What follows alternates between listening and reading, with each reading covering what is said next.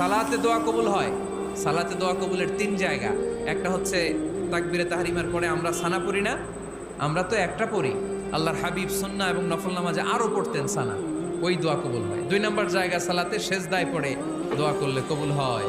আকরাবু মা ইয়াকুনুল আবদু মির রাব্বিহি ওয়া হুয়া সাজিদ ফাকসিরু ফিহি দুআ।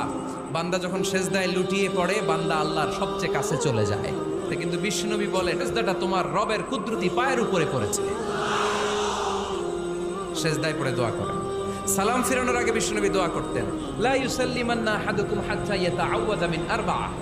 আল্লাহর হাবিব বললেন, 4 জিনিস থেকে পানাহ না আছে আমার কোন উম্মত যেন সালাম না ফিরায়। তারা যেন পড়ে, আল্লাহুম্মা ইন্নী আউযু বিকা মিন আযাবিল কবর, আউযু বিকা মিন আযাবি জাহান্নাম, আউযু বিকা মিন ফিতনাতিল মাহইয়া ওয়াল মামাত, আউযু বিকা মিন ফিতনাতিল মাসিহিদ দাজ্জাল।